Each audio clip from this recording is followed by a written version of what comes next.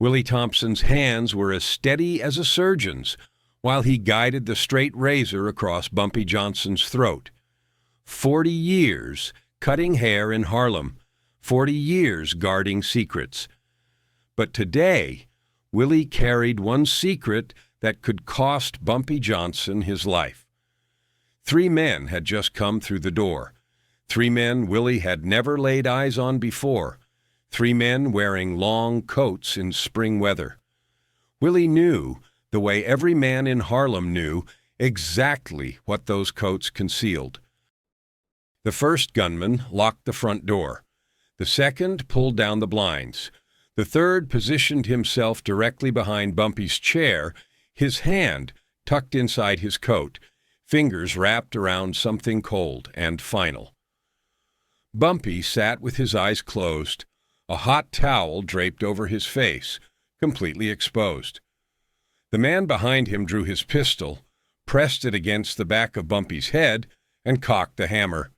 "Don't move, Willie," the gunman whispered. "Just keep cutting." "This ain't about you." The room fell silent. 3 against 1. Bumpy was unarmed, outgunned, and trapped. Then Bumpy spoke. 3 words, calm as Sunday morning. "Closer, Willie." What followed over the next 47 seconds would become one of the most legendary moments in Harlem history. 3 gunmen walked into that barbershop, but when the smoke cleared and the sirens faded, only 1 man walked out alive, and it was not any of the 3 carrying guns. What no one knew, what the streets still whisper about to this day, was that Bumpy Johnson knew those men were coming before they had even gotten dressed that morning. To understand what happened inside Willie Thompson's barbershop that afternoon, you have to understand who Bumpy Johnson was in 1957 and why certain men in New York had decided he needed to die no matter the cost. By the spring of 1957, Bumpy Johnson had become something the Italian mob could not comprehend, a black man they could not control, could not corrupt, and could not kill. He had been running Harlem's numbers racket for more than 2 decades. Numbers was not just gambling, it was hope. Every morning, black folks from 110th Street to 155th Street placed their bets. A nickel here, a dime there, 3 digits that might change their entire week. Those nickels added up. By 1957, the numbers game in Harlem was pulling in over $20 million a year. That was $20 million the Italian families wanted, but the numbers operation was only the surface. What made Bumpy Johnson truly dangerous was something the mob never understood. He was loved. When the city tried to shut down black-owned businesses on 125th Street, Bumpy made phone calls and the harassment stopped. When families received eviction notices during the winter, Bumpy paid their rent. When young men came home from prison and could not find work, Bumpy gave them jobs. Not muscle work, real jobs. He would personally walk them into barbershops, restaurants, and cleaners, businesses he had helped save, and vouch for them himself. "This man paid his debt," Bumpy would say. "Now give him a chance to pay his bills." The Italian mob ruled through fear. Bumpy ruled through something far more powerful, respect. And real respect cannot be bought or beaten into people. By 1957, the Genovese family had grown tired of watching their influence stop at 110th Street. Vito Genovese himself had taken control after Lucky Luciano's deportation, and Vito was not a patient man. He viewed Harlem as his birthright, $20 million a year, sitting there protected by one man. They tried a direct approach, twice. The first time, they sent 4 collectors to strong-arm one of Bumpy's runners. All 4 ended up at St. Luke's Hospital that same night. The second time, they attempted to bribe a Harlem councilman to shut down Bumpy's operation through city permits. 3 days later, that councilman found photographs waiting on his desk, photographs his wife would not appreciate. The permits were approved by noon. Bumpy was not just a gangster. He was a strategist, someone who thought 3 moves ahead while his enemies were still deciding which piece to touch. So the Genovese family tried something different. They hired outsiders, men with no ties to New York, men Bumpy's network would not recognize. They found 3 brothers out of Philadelphia, Sal, Marco, and Dominic Carbone. Small-time muscle, hungry to make a name, the kind of men who would do anything for a payday. The price was $30,000, split 3 ways, plus a territory in Brooklyn. Once the job was done, the target, Bumpy Johnson, any time, any place, any method. Just make sure he was dead before the week ended. The Carbones spent 3 days studying Bumpy's routine. They learned he ate breakfast at the same diner every morning. They learned he handled business at Small's Paradise in the evenings. And they learned something else, something that made them smile. Every Thursday afternoon, without fail, Bumpy Johnson went to Willie Thompson's Barbershop on 182nd Street. Same chair, same time. 2 hours of cutting, shaving, and conversation. For 2 hours every Thursday, Bumpy was stationary, predictable, vulnerable, or so they thought. What the Carbones did not know, what Vito Genovese did not know, was that Bumpy Johnson lived by one rule that had kept him alive for 25 years. Trust nobody completely, but know everybody absolutely. March 11th, 1957, Philadelphia. The meeting happened in the back room of a social club on South 9th Street. Vito Genovese did not attend in person. He never handled things directly. Instead, he sent his underboss, Tony Salerno, to manage the deal. Sal Carbone was the oldest at 34, and he did the talking. 3 men, 3 days, 1 target, Salerno said, placing a photograph of Bumpy on the table. This is Ellsworth Johnson. They call him Bumpy. Why Bumpy? Marco asked. He's got a bump on the back of his head. Childhood thing, Salerno replied. Don't let the name fool you. This man is the most dangerous individual north of 96th Street. He's got eyes everywhere. Cops, politicians, street sweepers. Everybody in Harlem owes him something. So how do we get close? Dominic asked, leaning forward. The youngest of the 3, he was 26. Cerno smiled. That's why we hired you. Nobody in New York knows your faces. You're ghosts. You go in, you handle business, and you disappear back to Philly. By the time anyone knows what happened, you're 300 miles away. He slid an envelope across the table. $15,000, half up front. The rest when we see the body in the papers, Cerno said. Don't make me come looking for it. Sal opened the envelope and counted the bills while his brothers watched. We've done hits before, Sal said slowly. But this one feels different. What aren't you telling us?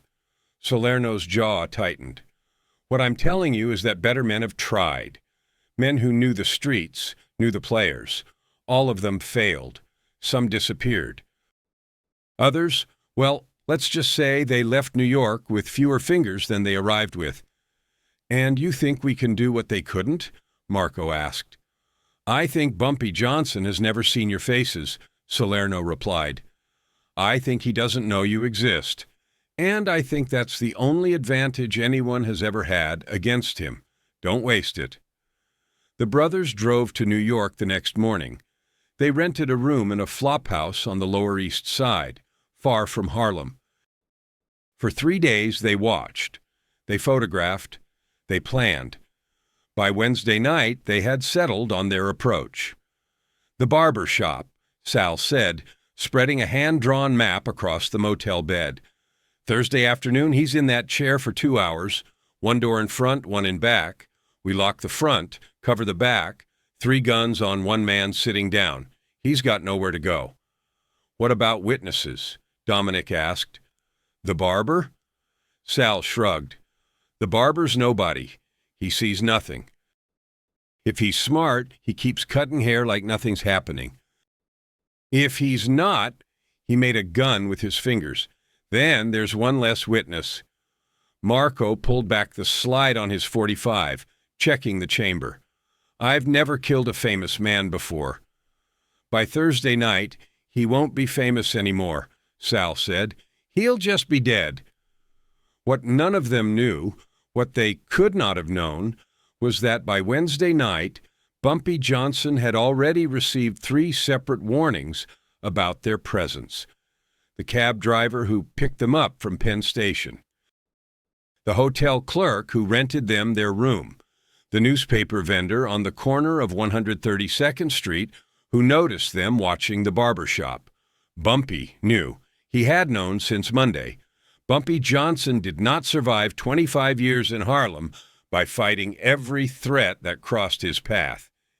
He survived by understanding something most men never learned. The most dangerous weapon is not a gun. It is information. While the Carbonese were drawing their little map, Bumpy was sitting in his office above Small's Paradise, listening to Jerome Patterson, the same cab driver who had picked the brothers up at Penn Station. 3 white boys, Jerome said, Italian accents, talked about Philly the whole ride, asked about the neighborhood, asked about barbershops. Bumpy nodded slowly. Barbershops? Yes, sir. One of them had a photograph. Tried to hide it, but I saw it in the mirror. Let me guess, Bumpy said. My photograph. Jerome nodded. Bumpy handed him $50. You never drove those men. You were off duty, understand? Yes, sir. After Jerome left, Bumpy sat in silence for nearly an hour. He could have had those 3 boys killed that night.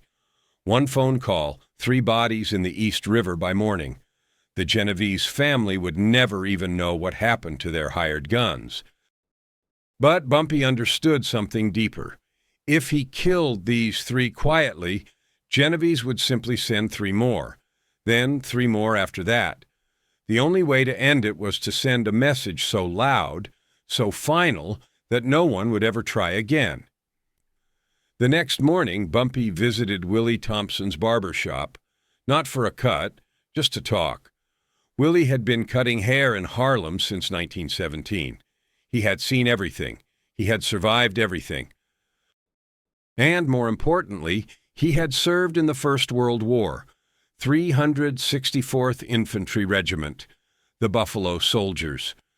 Willie Thompson was 62 years old, yet his hands remained strong and his instincts were sharper than any razor he owned. There's going to be trouble tomorrow, Bumpy said quietly, sitting in his usual chair. Police trouble or street trouble?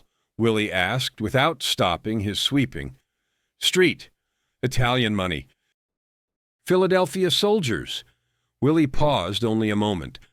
And what do you need from me? Bumpy met his eyes in the mirror. I need you to trust me, Willie. When they walk in, you keep cutting. You stay calm.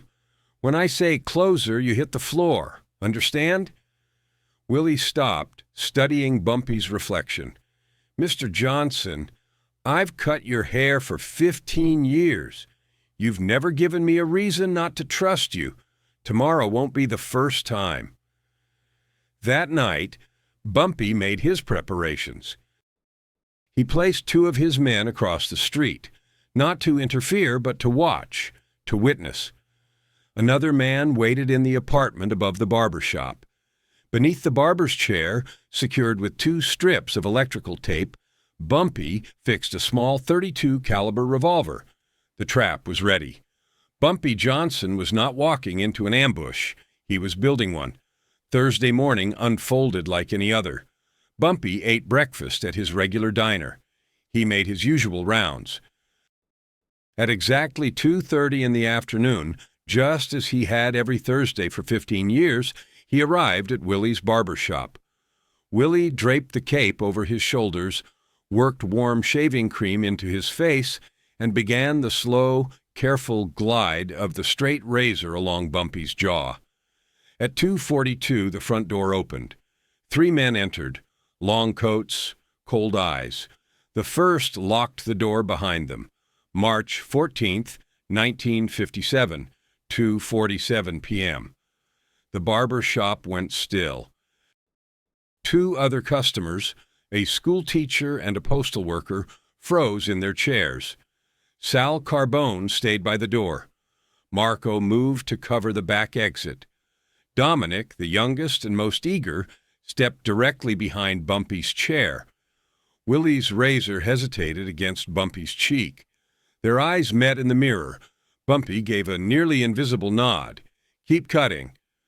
Dominic reached into his coat, pulled out the .45, and pressed the barrel against the back of Bumpy's head. "Don't move, Willie," he whispered. "Just keep cutting. This ain't about you." The only sound was the clock ticking on the wall. The school teacher trembled. The postal worker shut his eyes. Sal stepped forward. "Mr. Johnson, you know why we're here." Bumpy kept his eyes closed. The hot towel still covered half his face. "I've been waiting for you since Monday." Sal's confidence faltered. "What?" "The cab from Penn Station, the hotel on Delancey." "The newspaper stand on the corner," Bumpy said, his voice calm as still water. "You really thought you could move through my neighborhood without me knowing?" Dominic pressed the gun harder. "Doesn't matter what you know. You're still going to die." Bumpy opened his eyes and looked at Dominic in the mirror. "Son, I've had guns pointed at me by better men than you. They're all in the ground. You want to join them? Pull the trigger." No one moved. Then Bumpy spoke again. 3 words. Calm as Sunday morning. "Closer, Willie." Willie dropped instantly. The towel slid from Bumpy's face. In a single motion, too fast for the Carbones to react, Bumpy's hand shot beneath the chair, tore the .32 from its tape, and fired. The first shot hit Dominic in the chest. He staggered backward, his gun clattering to the floor. Marco raised his weapon. Bumpy was already turning in the chair, firing again. The bullet struck Marco in the shoulder, sending him crashing through the back door and into the alley. Sal froze by the front door and finally drew his gun. Before he could aim, the front window exploded inward. 2 shotguns. Bumpy's men from across the street. The message was unmistakable. Sal dropped his weapon and raised his hands. The entire confrontation had lasted 47 seconds.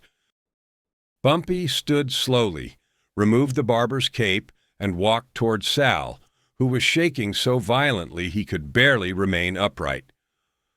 "I want you to understand something," Bumpy said softly. "I could have killed you Monday. I could have killed you Tuesday. I let you live long enough to walk through that door so you could see this moment." He leaned closer, close enough for Sal to smell the shaving cream. "Go back to Philadelphia. Go back to Vito Genovese. Tell him what happened here today. Tell him I knew about his plan before his soldiers left the train station. Tell him I let them come to me. Tell him I was never the one who was trapped." Bumpy paused, locking eyes with the terrified man. "Tell him I said Harlem bleeds for no one." Sal was crying now, openly, tears running down his face. "And Sal," Bumpy continued, his voice dropping even lower, "if anyone from the Genovese family ever sets foot in my neighborhood again, I won't warn them. I won't send a message. I'll just send bodies. Do we understand each other?" Sal nodded, unable to speak. "Then walk," Bumpy said. "Don't run. Walking shows respect. Running shows guilt, and right now the only thing keeping you alive is my respect for the code." Sal walked out the front door, his legs barely able to support him. Dominic Carbone died on the barbershop floor. Marco Carbone bled out in the alley before the ambulance ever arrived. Sal Carbone boarded a train back to Philadelphia that same night and never returned to New York. Willie Thompson swept up the broken glass, wiped down his chair, and opened for business the very next morning. The story spread through the underworld like wildfire. By nightfall, every hustler from Baltimore to Boston had heard it. 3 gunmen walked into Bumpy Johnson's barbershop. Only the barber walked out alive, and he cleaned up the mess like it was just another workday. The Genovese family called an emergency meeting the following week. Vito himself remained silent through most of it. When he finally spoke, his voice carried a rare fatigue. "This man knew," he said. "He knew before our people even left Philadelphia. He knew when they arrived. He knew every step they took, and he let them walk into that barbershop anyway." Vito shook his head slowly. "What are we supposed to do with a man like that?" Tony Salerno had no answer. "We leave Harlem alone," Vito said at last. "There's money everywhere in this city. We focus on the Bronx, Queens, the waterfront. But Harlem belongs to Bumpy Johnson. It always did." It was the second time in a decade that the Italian mob backed away from a territorial dispute without extracting a single concession from the other side. As for Sal Carbone, he returned to Philadelphia a broken man. He walked away from the life completely, opened a hardware store in South Jersey, and lived quietly for another 30 years. The story goes that whenever someone mentioned Bumpy Johnson's name, Sal would leave the room without saying a word. Willie Thompson continued cutting hair until 1972. Every Thursday, Bumpy sat in that same chair, in that same spot, until the day he died.